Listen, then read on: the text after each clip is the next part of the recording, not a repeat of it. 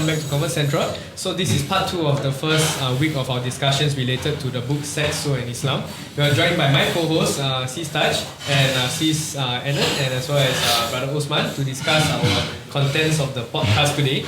So perhaps for those who want to learn a little bit more about the background of the authors, you can head back to the first podcast. We've discussed about it. But today we're going to talk a little bit about the contents of the book and why, as Brother Osman mentioned, that he said there was a gap in the community that has not been addressed, and that was his motivation to writing the book, right? So I guess that gap can be summarized in a few words, as in the need to discuss sexual intimacy and the discovery of sexual discovery for youth, young adults, adults alike in our community, right? So perhaps we can start off with this question. Open up the session with this question. Why do you think it's important for the community to address an issue like that? Why do we have to have discussions like this? As we all know, sex is a basic human need, and yet many people actually are lost or confused about what sex is about, and many people, I think, struggle to find this elusiveness of sexual relationship that will bring them happiness. So that's why we have things like premarital sex, extramarital sex, and a lot of kinky sex and all that, just in pursuit of this pleasure.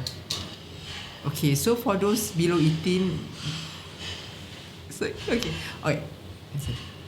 Yeah, so I felt it's a basic human need that is very elusive to a lot of people, and if we cannot handle it and have a proper principle and values to approach it, we will really get kind of mess up in our action and our worldview, and I feel ultimately it will affect our soul and our growth and development as a Muslim.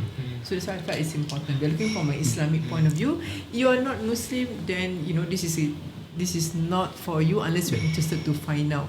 Why can basically our message that you can find the beauty of sex that is provided in the parameter of what Islam has encouraged, and that is within a serious committed relationship called marriage. So that's what my first point. And secondly, now with internet and all sorts of secondly, with internet and handphone, people have access to all sorts of information that they want at the tip of their fingers. And we do know that there are all sorts of information and values being promoted in the internet via Instagram or by TikTok or whatever media that you have.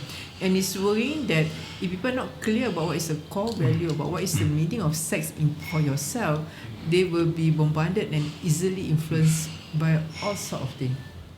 Yeah, so maybe we have things like BDSM, kinky sex, pornography, or misogynistic acts. So all of these are very trivial. People do all sorts of things to find this elusive pleasure, when I feel they really lost what is actually needed in a sexual relationship. So these are my two concerns why we feel the book is needed. Maybe can I ask, but for like youth maybe who are not currently in a sexual relationship, because they're not getting married yet, for example, some people might be concerned that exposing them to this level of detail with the sexual experience might not be safe at such a young age. I mean, giving them more detail than they need, you want to shelter them from it. So would you say that this book is still relevant, or this topic is still relevant for youths to learn about, and why? Yeah. So the book that I said before, it's not doesn't teach you set technique or anything like that. That one you can find in the internet or somewhere else. But it does share, specifically you're talking about sexual intention, what the Prophet Sunnah and advice in sexual relationship. And you really must know, if the Prophet talk about it, it'll be so proper, no indecency. That's the only thing that mentioned about how sexual conduct is done. It's only in chapter 2 of the book. But if you're a Muslim and you read this book, actually you will believe that Islamic values of Islamic. If you're a Muslim and you read this book, you will be inshallah convinced that Islam values of against premarital sex is the way and the value that you should adopt. Yeah. It's yeah. You have read I totally agree lah. You have read the book. Yeah. I've read the book. I think it's more for me. What stood out more was the values, like you said, the underlying principles, the values that that encompass that experience that we need to take away and bring into not just like our future sexual relationships, but also our marriage, right? Yes. So my sex education for my mom was, you don't get pregnant, I will kill you. Okay. So this book explain why you shouldn't have premarital sex. What is the beauty of keeping yourself chaste until you get married? Which I think is very relevant for you. So that was what you felt when you read the book. Yeah. I want to get back to the original, your first question, your original question, which is why is it important to talk about it? Basically, it is about misinformation. There's a lot of misinformation about sex. Among young people pride themselves. Young people in Singapore. Worldwide also. But I mean, we live in Singapore, so we only know the Singapore context. Maybe it's right all over the world, but young people like to pride themselves in being open about sex in comparison to their parents' generation. But actually, I don't think so. If you listen to what young people talk about sex, actually they are not comfortable about sex. What they are comfortable about are the vulgarity, the jokes. All the naughty things that they like to talk about, and then they actually hide behind this because they are uncomfortable to talk about the thing itself, about the act itself, the organs itself. That's why they make jokes about it. So what we want is a society to really talk about the topic, talk about the organs, talk about the action, but in a decent manner. That's okay. If you don't want to. I think generally for youngsters and all that, they can joke about it, but they cannot discuss what's happening in a sexual relationship. And it's not only about sexual relationship, it's the issues surrounding sex. Your relationship to the person, how you feel about the person. These are also important part of the relationship, which they don't talk about it. Yeah. Another reason why we want sex conversation to be normalized in our Muslim community is because if we don't normalize it in a decent manner, society will still talk about sex, but in an indecent manner. And you remember the podcast. I don't want to mention the podcast. The podcast, you remember this podcast that was scolded by President Halimah? Remember the incident? You don't remember? I cannot mention the name, but I think many of your listeners will remember that podcast that was getting a lot of hits because they were very hot with their misogynistic jokes. Okay, so that is yet another example of these guys actually want to normalize sex, normalize talking about sex, which we want to do. But they don't know how to do it, and this is how. So this is what we mean by if we don't talk about sex in a decent manner, and not only we, the two of us, but if there are no organizations like Comfort Central, if the asatizahs are not behind us, if organizations are not behind us in normalizing decent talk about sex, the indecent talk about sex will take over. I'm not sure what is your background, Siddiq, but from information that I get, guys like to sit down and brag about their conquest, what they've done, and brag what they do and all that. This is like a coffee shop out there. It's true. They really enjoy. Take it from your husband. Kind of thing. Yeah. So, and this kind of negative remarks and commentary often show their ability and at the expense of the woman and treat the woman like a sex object. And so this kind of very vulgar conversation amongst this group of people will ultimately, and they didn't realize that this can actually affect how they see and treat their wives or their womanhood. They thought, oh, we're just joking. But if you joke and say, oh, my wife like that, I force her, I made her do this, then it will spread around that, yes, we as a man have the right to do this. And when they come back and they actualize it, they are going to actually affect their wife, hurt their wife, and upset their wife. And actually, the wife can find the husband to be very distasteful. I lost my interest with you because you're so concerned about sex and you don't respect me and don't look into my wish and desire. So this does happen a certain segment or society. When I say this, I know will be risk of being scolded by them. I think you should have said this, but never mind. Yeah, but this is the reality. Men doesn't know that what they say affect their action, and then ultimately it will affect their relationship. Actually, the misogynistic jokes, making fun of women, making fun of women's dignity, women's even among guys, we also make fun. In the past we make fun of organs even. Okay, these are misogynistic jokes. So what is obvious is that misogynistic jokes are harmful to women because you demean them basically, and it is harmful to women because when you make fun of a girl, you're not just making fun of the girl, you are making fun of a girl, as a woman, meaning it applies to your mother also, it applies to your sister, applies to your cousins and so forth. So that means as a whole you make fun of the female, if there's such a thing as a subspecies. Okay? But that is kind of obvious. What I would like to highlight is actually misogynistic jokes are also harmful to men because of the examples that Sister Inan has given just now. Misogynistic jokes are actually based on misinformation about what men think, what boys think girls like, what men think women like. And because we repeat it, it becomes internalized. And when it becomes internalized, it is manifested even in marriage.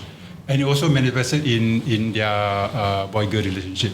So if we continue doing this, in fact it is already happening, our girls will begin to find that our men are not attractive to them. Because their understanding of what is attractive to women is not based on their understanding of women, but it's based on their understanding of what they think women like.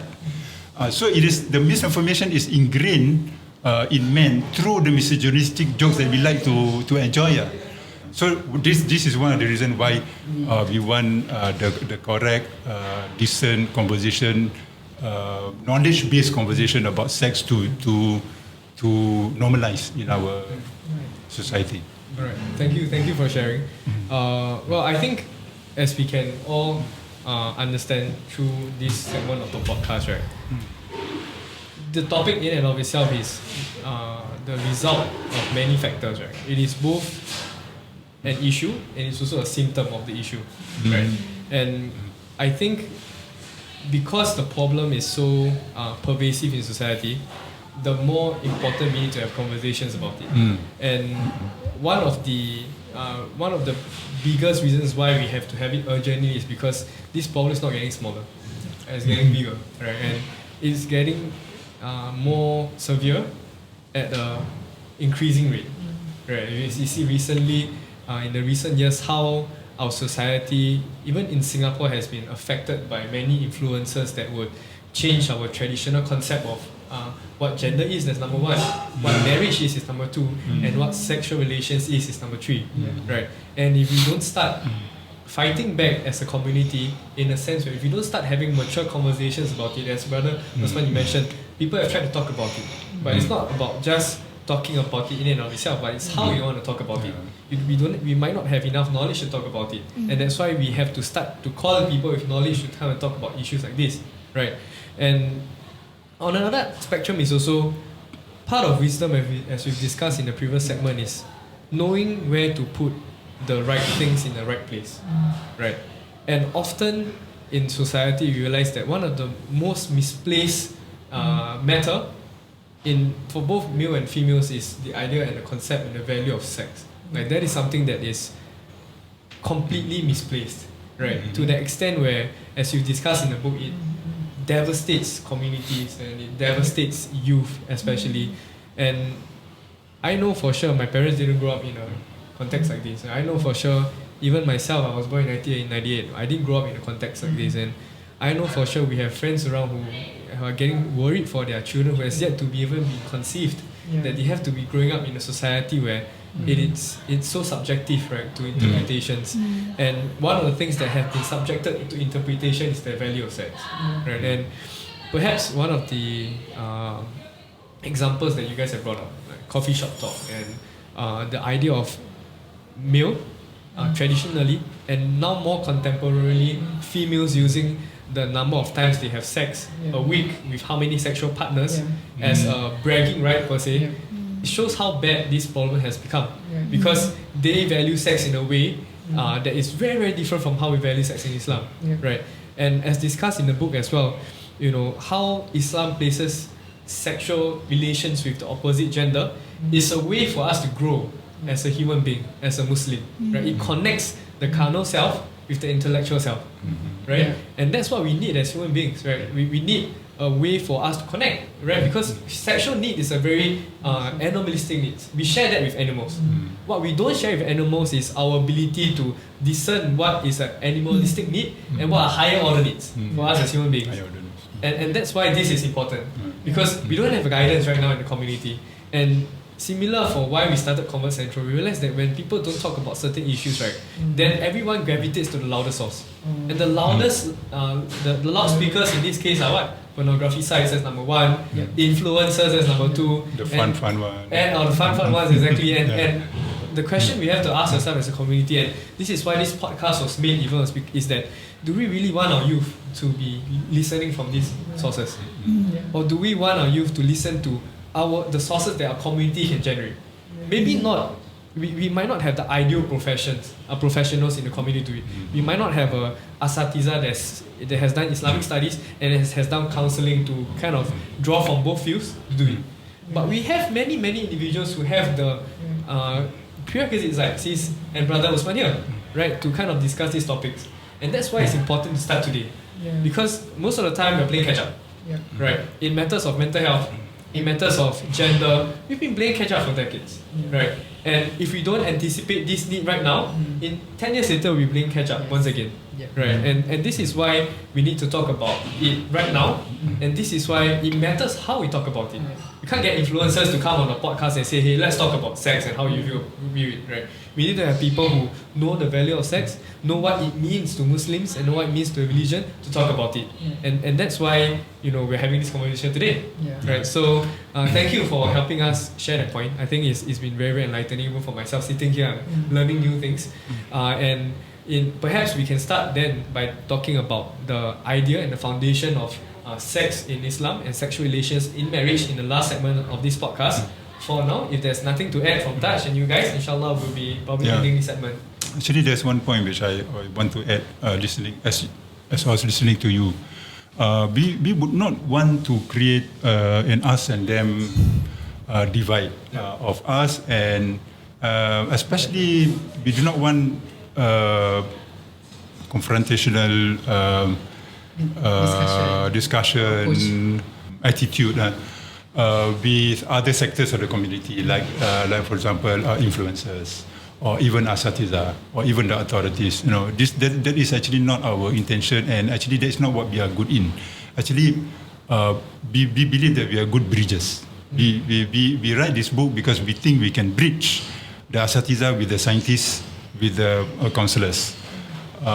So I hope anybody else who are not within our echo chamber do not feel like we are threatening their their scope of influence. No, actually, we want you to continue with your religious teaching, with your influencing, whatever you do. I don't understand this thing, podcasts and things like that. You continue doing that, but what you can learn from us is how you can bridge between what the ustad is saying, what the scientist is saying, what the counselors are saying. We believe that we are good bridges.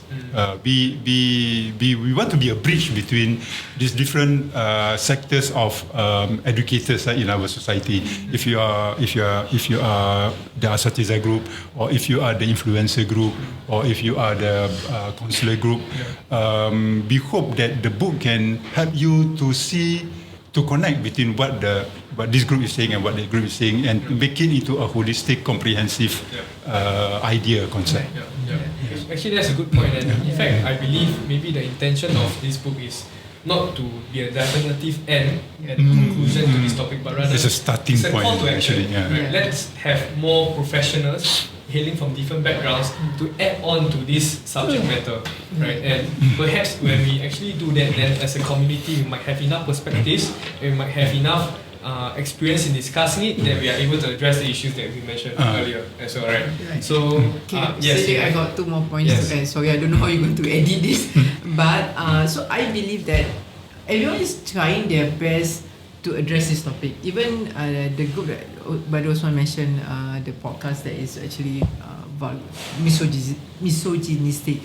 I feel this group was trying to detaboo and make it fun to talk about sex. But their approach is not respectful, and they don't have the terms and the knowledge to articulate it well. So it became just vulgar jokes and happy a group of men having fun and having a very vulgar and raunchy sex talk. But I believe they are trying their best. As for our Azafizah, I feel they are also trying their best because it's not an easy topic.